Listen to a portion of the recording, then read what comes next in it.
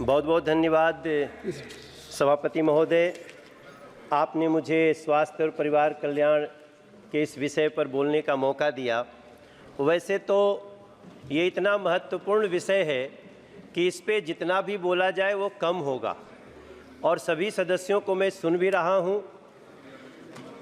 आदरणीय सभापति महोदय, इस देश के लोगों को बहुत खुशी है कि नरेंद्र मोदी सरकार लगातार स्वास्थ्य के बजट में वृद्धि कर रही है। इस बार भी कई लोगों की बातचीत में आया है कि जो स्वास्थ्य का बजट पिछली बार 80,517 करोड़ था, अब वो 90,958 करोड़ का बजट है। सभापति महोदय, ये बताता है कि सरकार स्वास्थ्य को लेकर के कितनी गंभीर है। और उसमें भी एक समय था जब इसी सरकार में हमने देखा था कि स्टंट जो लाखों रुपए का होता था, और उस स्टंट को नरेंद्र मोदी जैसे प्रधानमंत्री ने, जो गरीब घर से आते हैं, गरीबों के दिल की बात समझते हैं, और इस देश में स्टंट उसकी कीमत मात्र 26,000 कर दी गई थी, जिसके कारण आज गरीब से गरीब घरों में भी लोग इस हृदय के समस्याओं को दूर करने के लिए अब सक्षम हो रहे हैं। यही देश है सभापति महोदय। मेरे क्षेत्र में 20 जनौषधि केंद्र खुल चुके हैं। हमारे यहाँ दिल्ली के सांसद साथी हमारे सब बैठे हैं। दिल्ली में जनौषधि केंद्र के खुलने से जो दवाई 600 रुपये में एक पत्ता मिलती थी, वही दवाई लगभग 60 रुपये में मिल जाती है, मात्र 60 रुपये में।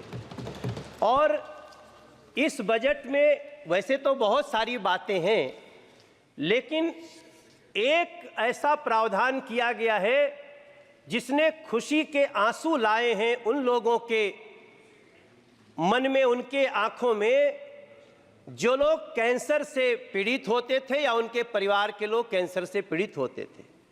मुझे लगता है चाहे ये ट्रेजरी बेंच हो, चाहे वो सामने का बेंच हो, सभी लोग इसको अप्रिशिएट कर रहे हैं कि अब कैंसर की 3 महत्वपूर्ण दवाइयाँ, जिनमें लोगों को इतना बड़ा खर्चा होता था कि कई बार तो गरीब परिवार के लोग हिम्मत तोड़ देते थे, आज तीनों दवाइयों को इस बजट में कस्टम के शुल्क से मुक्त किया गया है और उसका बहुत ही आसान इलाज हो गया है। मैं अपनी बात को बहुत लंबा नहीं करूंगा सभापति महोदय। मैं एम्स का गवर्निंग बॉडी का मेंबर हूं और मैं पिछले 4 साल से उसके साथ काम कर रहा हूं। मुझे लगातार लोगों के जो कॉल्स आते हैं, लोग जैसे परेशान होकर आते हैं, तो मैं 2 सुझाव देना चाहता हूं इस बजट के मार्फत।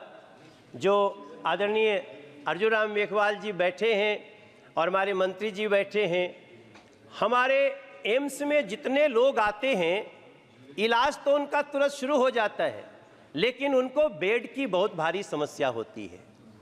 इसके तहत जो लोग उनको लेके आते हैं, जिसका इलाज शुरू हो गया, वो सड़कों पे सोते हैं सभापति महोदय।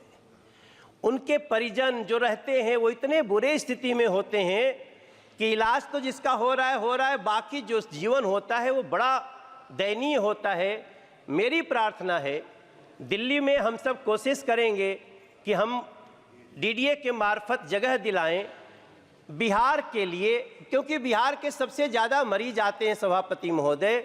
बिहार झारखंड के लिए एक ऐसा भवन बने जहां जो उनके मरीज आए या लोग आए तो पहले वहीं उनके संबंधित डॉक्टर देख लें किस स्थिति में आए हैं, कहां भेजना है।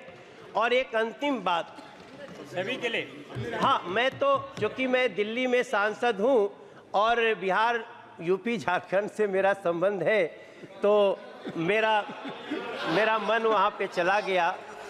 तो हाँ, नहीं बिल्कुल, मैं तो आपके लिए भी कहूंगा मेरे साथी, लेकिन आप लोग अपने अपने लोगों के लिए कहिएगा। आप चेयर को एड्रेस करें। जी सभापति महोदय, इधर मत देखिए। तो हम जमीन दिलवाने में भी मदद करेंगे सिर्फ, और मुझे जो मैं अंदर कमेटी में बैठता हूं, एम्स इसको करने में बहुत उत्सुक होगा, ये हमारा विश्वास है।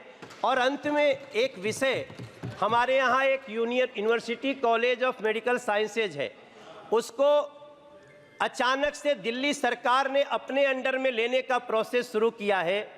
मैं प्रार्थना करता हूँ, ये दिल्ली की जो सरकार है, आम आदमी पार्टी की गवर्नमेंट, उसके पास न स्कूल संभल रहे हैं, न अस्पताल संभल रहे हैं। मैं प्रार्थना करता हूं चेयर के थ्रू मंत्री जी से कि हमारे university college of medical sciences को, UCMS को दिल्ली सरकार में न जाने दिया जाए, कृपया जहां है वहीं रहने दिया जाए ताकि बच्चों की ज़िंदगी बन सके। मैं इस चर्चा में भाग लिया, बहुत बहुत धन्यवाद। धन्यवाद।